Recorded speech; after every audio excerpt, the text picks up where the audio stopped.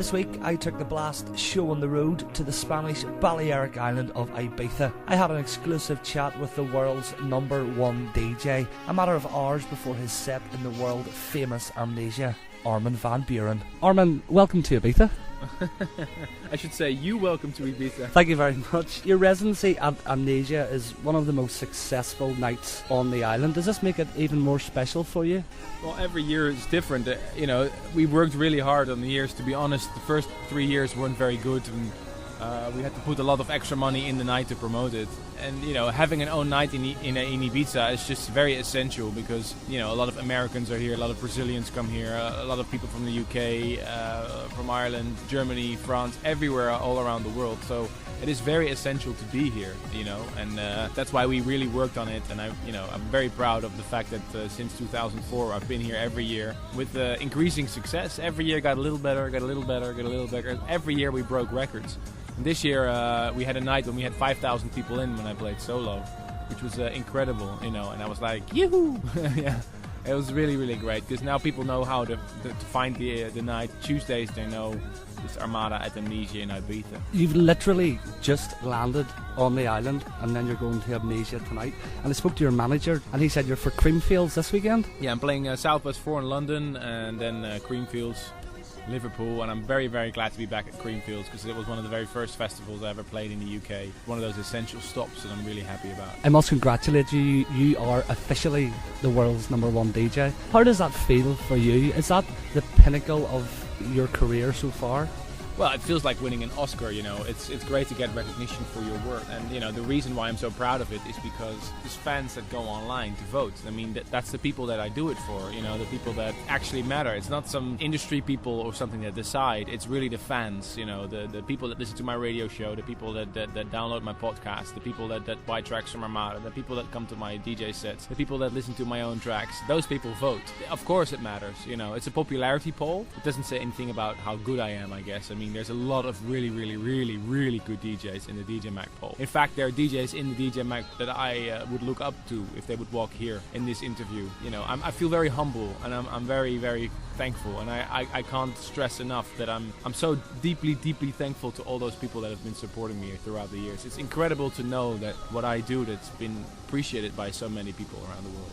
When you first started out, did you ever think that you would be sitting here now about to play to a club of probably full capacity and holding the crown of the world's #1 DJ? No, of course not. It's something that I've never dreamed of. That's why I finished my law degree as well. I always wanted to have something to fall back on, and now I don't really need it anymore. The first time I seen you was in Belfast, in and around 10 years ago. You now still have the same passion, the same energy, the same drive as you had back then. Is that what's made you have so much of a love for what you do? Well, electronic dance music is very, very, very special, I feel, and especially trance music. It gets me every time. I gotta be honest, sometimes there's times that I'm tired or I've had enough of flights, I didn't have enough sleep, I didn't work out, I feel lazy. Like last Saturday I was playing in Rhodes in Greece. I wasn't really feeling up for the gig because I was so tired, and I always have a disco nap right before I go on, and I wasn't able to have my disco nap. And then I walked on stage and there was this beautiful club on the coast where you could see the sun come up. They had fireworks, they had an incredible crowd, and then they bring you that energy. It's the people that make the party, and then you listen to the music, you hear those tunes again that you love so much, and you get to share them with the crowd. Every time it gets me going again, no matter how tired or sick I am. Every time it's a pleasure to be playing for such a crowd. See the mirror in your eyes, see the truth behind the lies. Your lies are haunting me. You're playing Planet Love in September in Belfast, and a lot of people in the north and south of Ireland have a lot of respect for you. Some people say that the Northern Irish crowds are the loudest in the world. Would you agree? I think they're pretty close. I think they're pretty much up there, yeah. Here we. I really want to give my hats off to Lush and Portrush as well, to Cole Hamilton. I think what he's up there, that's really a special venue. It feels special in every aspect. It's a really long drive, and it gets really frustrating at some point. But when you play in Lush, especially now with the new setup. I think what Cole and the crew have done there is something so special. Every DJ's played there, and every DJ will tell you the same story. There's no club like Lush, and I've been coming there for years, and I think that has helped my career building up as well to the gig now in Belfast. I have a love for Lush, for going to see the likes of yourself. Can I go home and say to Cole Hamilton that Lush is one of your favourite clubs in the world? Oh, for sure. Oh, he knows that.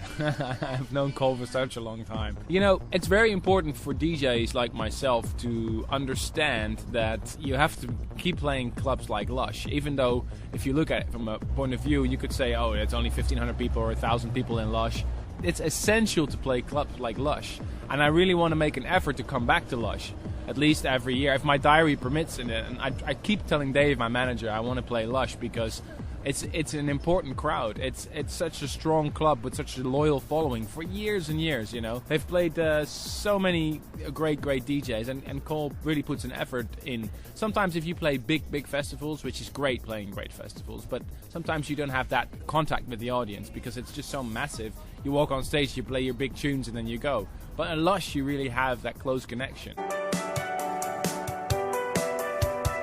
You know, what I'm really looking forward to with Planet Love is to play a big gig now after building up, playing all the smaller clubs that I've played in Belfast and Portrush. So it's fun to play a bigger gig, but I gotta say, you know, Portrush is one of those special venues. When you're DJing, you would always hold your headphones up to the crowd. Is there any significance in that? I think I want to keep that a secret. Not so much a secret. I think people can find out their own meaning. Everything that I've done that has now sort of become standard for me is just existed while DJing. I mean, the fact that I do this is just like I'm flying, you know. That feeling or holding the headphones up is just an expression of the emotion that I feel at that time that I'm sharing with the crowd. So I don't want to make it too explicit. I think that people can find out themselves what I mean with those symbols. But it's cool that you know, it's become sort of a trademark. But I hope people understand the fun of it. You should not take it too serious or something. It's just an expression of my emotion. Same thing as you would laugh or cry or you cheer or whatever. When you say you like to play the big gigs, but as well as that you like to play the more intimate clubs like Lush and like the Tripod in Dublin, you're bringing Armin Only back on the road in November? Yeah.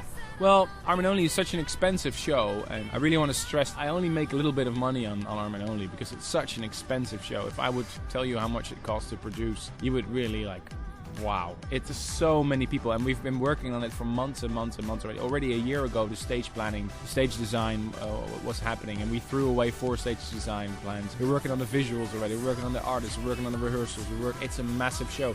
In fact, I think Armin Only has nothing to do with my normal DJ sets, because if I normally I come on stage as a DJ and I look at the crowd and then decide where I go. Armin Only is much more of a show, it's much more of a journey. It's like Christmas dinner, that's how I compare it, you know. I like to play long sets for big crowds because then I can really play, you know, everything that I like. I love techno. Of course, the main thing will always be trance for me. Trance is my main thing. But then I love some of the good proggy stuff. I love the more melodic trancey stuff in the beginning. I love some trance classics, you know. I love to play some of my own tracks in new mixes. I love to surprise people with some techie stuff in the middle of the night, some John O'Callaghan beats, some John Askew kicks, Andy Duguid or Agnelli and Nelson, or just to mix it all up and give people... Dance music is so much more than just one sound. Obviously, I'm a trance DJ, and I will never say that I'm anything else because I am a trance DJ. But I'd like to play so much... I mean, I'm playing Swedish House Mafia 1 in almost every set right now. And they say it's a house record, you know? I just want to show people that I'm not just about one style, and I think it can be very entertaining to listen to a DJ that tries to step over his border. I step over the border to a little bit of house, a little bit of techno, but I will always be in the main country, which is trance. I'm a big fan of your production In and Out of Love. Is there any meaning behind that song? There is, but it's not based on a personal experience. It's just it's a song. It's a nice song. It's a nice lyric. The song was actually written by Sharon and Adel, and we helped her with finalizing the final words of it. And to be honest, we didn't really think so much about the lyrics. I'm sure that Sharon did, and we added some meaning to the song. We add some words, especially at the end. There's a little ad-lib bit. That's always really funny, but for me, the big inspiration for that track was Olive, You're Not Alone, and I wanted to create that sort of feeling with that track. So I'm so happy that people love that. You know, I think it's had 60 million views on YouTube or something ridiculous. That's really a lot. We're literally a number of hours before you go on stage at Amnesia tonight. I have been supporting your music and loving what you do for the last 10 years. You've been around for a lot longer. We'll not go into age. Can I go home tonight thinking that you'll be around for 10 more years to come, or many more years after that, doing what you love? I hope so. I mean, I can honestly say from the bottom of my heart, I'm not doing this for money or for fame. I mean, of course, it's great to win the DJ magazine, and I'm not going to lie, I would love to win it again, but it's not in the back of my mind every day. I'm enjoying talking to you here right now. I'm enjoying playing tonight. I have all these great new tunes that I want to test out tonight. I was burning CDs and putting stuff on my USB stick the whole day today, you know, and always thinking about my set. Oh, the whole flight here, listening to new music. That's not because I want to make money, or that's just because I want to entertain the people. And it doesn't matter if there's 500 or 500,000 people there. I just want to share that music, you know. And I really hope in 10 years that we can sit here and look back at the 10 years and say, hey, remember 10 years ago we were sitting here as well. And I hope I can stay the same person that I am now and still make trance. Armin, it's been a pleasure. Thank you so much, and I hope you have an absolute ball tonight in Amnesia. We'll be waving to you from the dance floor. And I just want to say to all the listeners, really hope to see you at Planet Love. Don't miss it, because it's going to be epic.